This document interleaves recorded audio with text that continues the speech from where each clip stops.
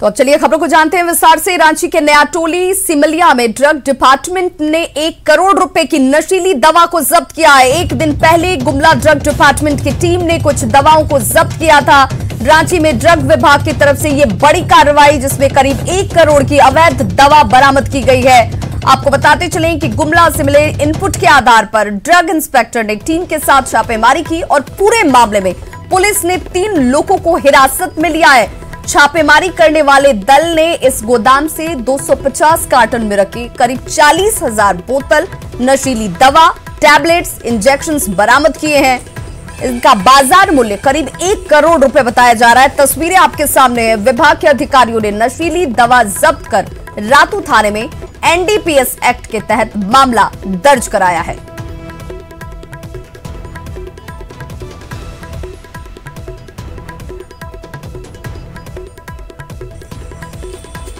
तो आपको बताते चलें कि 1 करोड़ की नशीली दवाओं की जब्ती की गई है। आपको यह भी बताते चलें कि ये सारा सामान पारा टीचर के घर से बरामद किया गया है। 3 लोगों को हालांकि हिरासत में लिया गया है, जिनसे इस वक्त पूछताछ की जा रही है। एनडीपीएस एक्ट के तहत फिलहाल मामला दर्ज कर लिया गया है। गुमला से यह बड़ी खबर, जहां पर ड्रग विभाग की तरफ से यह बड़ी कार्रवाई। और हमारे सहयोगी ओम प्रकाश इस वक्त ज्यादा जानकारी के साथ ऑनलाइन पर जुड़ चुके हैं रांची से। ओम प्रकाश, फिलहाल क्या जानकारी जिन 3 लोगों को गिरफ्तार किया गया है उन 3 लोगों से? जी, उसके अनुसार लोग कहीं न कहीं नशीली दवाइयों की सप्लाई, ये कहीं न कहीं तक सप्लाई को लेकर पुष्टि होने के बाद पुलिस ने पूरी कार्रवाई की गई है। वहीं को बता ओम प्रकाश, आपकी आवाज सही तरीके से हम तक नहीं पहुंच पा रही है। फिलहाल हम अपने दर्शकों को खबर की जानकारी दे दें। पारा टीचर के घर से इन तमाम दवाओं की बरामदगी की गई है और फिलहाल पूछताछ भी 3 लोगों से जिन्हें गिरफ्तार किया गया उनसे की जा रही है कि आखिर ये तमाम चीजों का इस्तेमाल कहां और किन तक इन्हें पहुंचाया जाना था। एनडीपीएस एक्ट के तहत फिलहाल इस पूरे मामले को दर्ज किया गया है।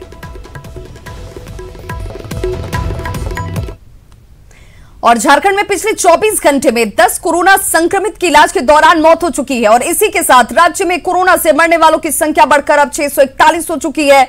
वहीं राज्य में पिछले 24 घंटे में 1207 नए कोरोना संक्रमित मिलने के साथ ही कोरोना पॉजिटिव की संख्या बढ़कर अब 73,948 हो गई है। रांची से कोरोना अपडेट दे रहे हैं रांची संवाददाता उपेंद्र कुमार।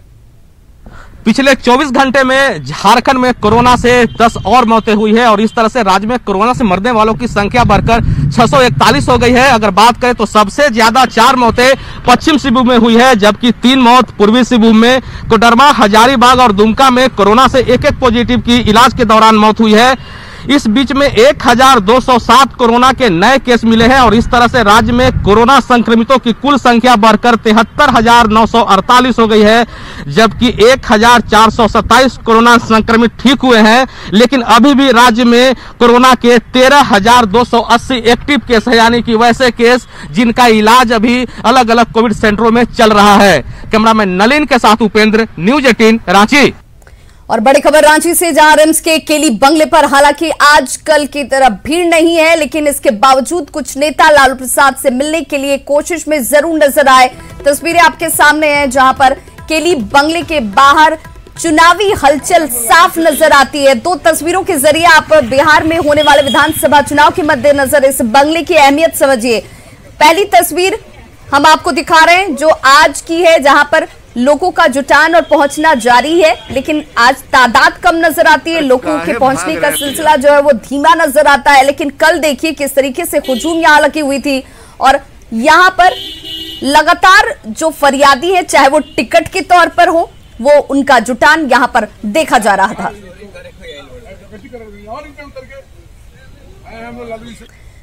तो रिम्स अधीक्षक के केली आवास पर आज क्या स्थिति है, जानने के लिए सीधे रुक कर लेते हैं रांची का, जहां से हमारे साथ सहयोगी उपेंद्र कुमार और संजय कुमार सिन्हा दोनों ही जुड़ गए हैं। सबसे पहला मेरा सवाल उपेंद्र आपसे ही होगा कि क्या ये माना जाए कि ये जो इफेक्ट है वो बिहार चुनाव के इफेक्ट के तहत भी है और इसी के साथ शुभचिंतक भी हैं जो यहां पर पहुंचकर हाजिरी और अपनी उपस्थिति दर्ज कराना चाहते हैं लालू की निगाह में?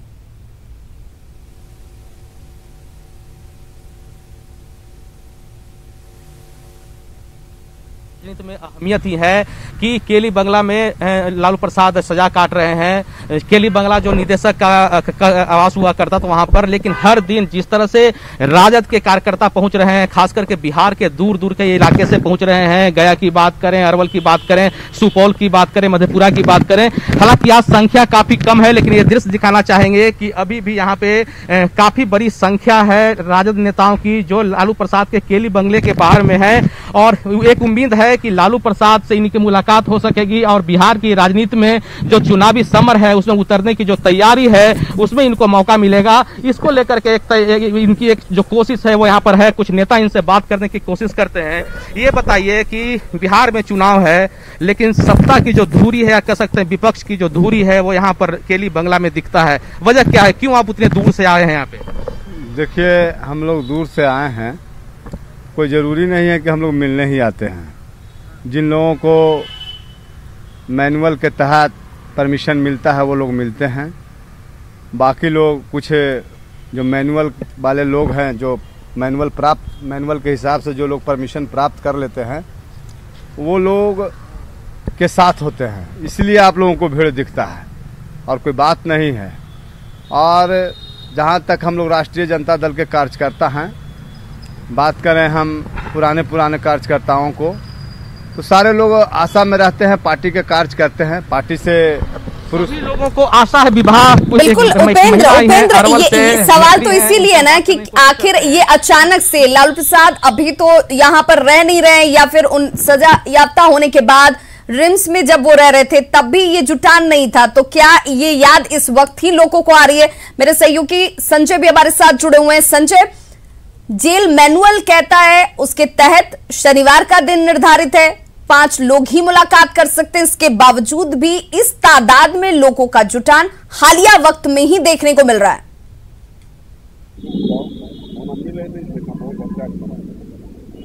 विभा, इस समय मैं केली गेट के पश्चिम गेट पर हूँ और आपके सवाल का जवाब मैं दूंगा। लेकिन सबसे पहले आपको बता दूं कि केली गेट के दक्षिण और पश्चिम गेट के समीकरण को पहले समझना होगा। हमारे सहयोगी उपेंद्र जहाँ दक्षिण गेट पर मौजूद है, आमतौर पर वहाँ नेताओं का जुटान सुबह से वही जुटता है, लेकिन पश्चिम गेट के बारे में जानकारी सबसे महत्वपूर्ण यह है कि कहते हैं जब सूर्यास्त होता है तो पश्चिम गेट एक्टिवेट होता है। मतलब कि इसके बारे में चर्चा है कि सूर्यास्त होते ही नेताओं का जो जुटान है इस गेट की तरफ बढ़ने लगता है। और कुछ नेता, चंद नेता जिनके बारे में कहा जाता है कि जिनका प्रयास सुबह से ही पर्चा से शुरू होकर के और सेटिंग हो जाती है और इसी गेट के माध्यम से प्रवेश होते हैं। आमतौर पर पश्चिम गेट वीआईपी गेट है, चाहे सीएम का एंट्रेंस हो या सीएम का निकलना हो, स्वास्थ्य मंत्री भी आते हैं, इस गेट से प्रवेश करते हैं, इसी गेट से निकलते हैं। और जहां तक दूसरे सवाल का जवाब है विभाग कि जेल मैनुअल के अनुसार यहाँ पर जैसे शनिवार को भी लास्ट समय में जब 12 सितंबर को शनिवार था, सीएम खुद भी आए थे और उस दिन कई लोगों की मुलाकात भी लालू से राजद नेताओं की हुई थी। आज हमारे साथ कुछ लोग हैं जो यहाँ पिछले 3 दिनों से लगातार लालू से मिलने के प्रयास में। बिल्कुल दक्षिण और देखिए पश्चिम, ये गेटों के समीकरण भी इस वक्त इससे और गर्मा रहे हैं। बिल्कुल हमारे सहयोगी उपेंद्र हमारे साथ बने हुए हैं। उपेंद्र, यहाँ पर पहुंचने वाले जो दावेदार कह लीजिए, शुभचिंतक कह लीजिए, उन तमाम लोगों की इच्छा के अनुसार मुलाकात तो नहीं हो सकती है, लेकिन उत्साह उनका खूब नजर आता है।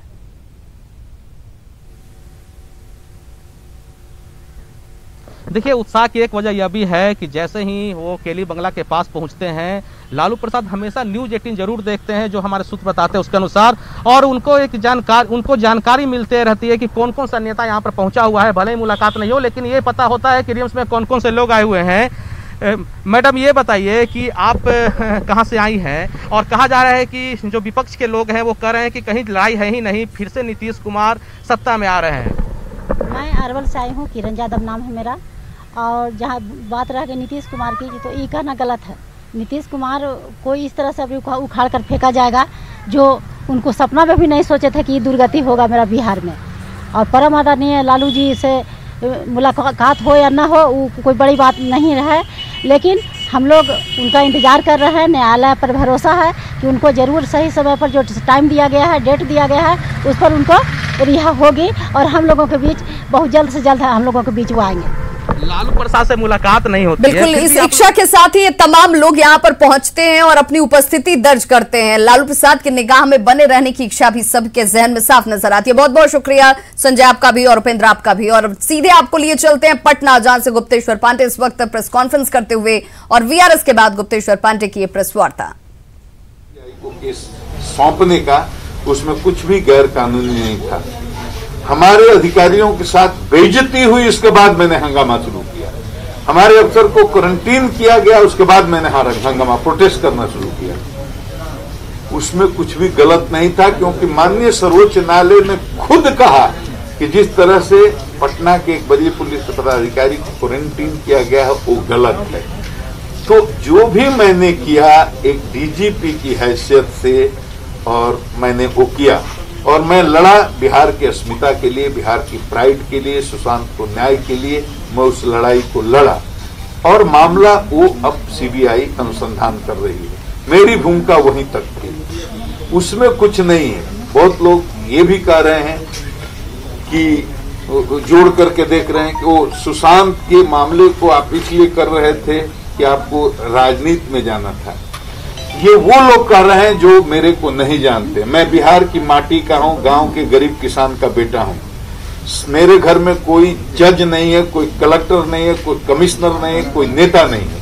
मेरे पिताजी अनपढ़ थे, मेरी माँ अनपढ़ थी, मेरे बाबा अनपढ़ थे, मेरी दादी अनपढ़ थी, मेरे परदादा अनपढ़ थे, मेरी परदादी अनपढ़ थी। मेरे किसी भी 4 पुश्त में कोई स्कूल नहीं गया। मैं पहला आदमी हूं घर से जो 7 साल की उम्र कंप्लीट करने के बाद 8वें साल में जब प्रवेश किया तो झोरा और बोरा लेकर के और दूसरे गांव में जाता था पैदल स्कूल में। गुरुजी बैठते थे खटिया पर, बरगद के पेड़ के नीचे बोरा पर बैठ करके मैंने पढ़ाई शुरू की। और गांव में न सड़क थी, न बिजली थी, न स्कूल था, न अस्पताल था। उस माहौल से निकला हूं, सेल्फ मेड आदमी।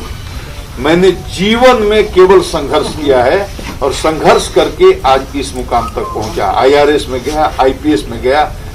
मेरे काम करने का तरीका हमेशा, आज जो सुशांत को बताइए, मैं जब बेगूसराय में चतरा में जब मैं था SP, पहली मेरी पोस्टिंग थी, तो मैं भूइया लोग हैं, गंजू लोग हैं, जो दलित, महादलित, शोषित, वंचित समाज के लोग हैं, उनके घर में जाता था। मैंने पहली बार गरीबी की परिभाषा जानी, गरीबी क्या होती है। कि साल में 3 महीने तक महुआ उबाल करके खा करके लोग जीते थे। मैं नहीं सोचता था कि ऐसा भी होता है। उस गरीबी को मैंने देखा और लोगों के बीच कम्युनिटी पुलिसिंग की। उसी समय हिंदू, मुस्लिम, सिख, ईसाई सब लोगों को लेकर के चलने का मेरे मन में जो संकल्प हुआ, बेगूसराय में 600, 700, 800 गांव मैंने युवाओं को संगठित करके और शांति के लिए संघर्ष का नारा देते हुए काम शुरू किया। उस समय बिहार में सबसे टॉप नंबर पर अपराध के मामले में शीर्ष पर बेगूसराय जिला हुआ करता था। और रंगदारी और अपहरण और डकैती, हर तरह के अपराध हुआ करते थे। दियारा में भी आतंक था। लेकिन करीब करीब 40 मुठभेड़ें हुई, आप बेगूसराय के लोगों से पूछिए। और पूरी 93 और 94 के जो अपराध के आंकड़े हैं बेगूसराय के, उस पर पहले शोध करिए।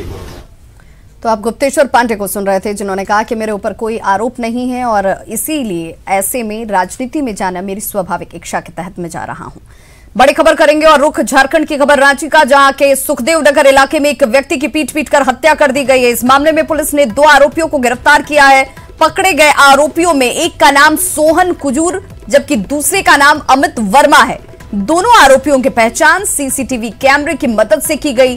तस्वीरें आपके सामने हैं, जिसमें साफ साफ नजर आ रहा है कि किस तरह से मनोज कुमार सोनी नाम के शख्स की बेरहमी से पिटाई की गई और आरोपी पिटाई करने के बाद फरार हो जाते हैं। बाद में रिम्स में इलाज के दौरान मारपीट में घायल मनोज की मौत हो गई।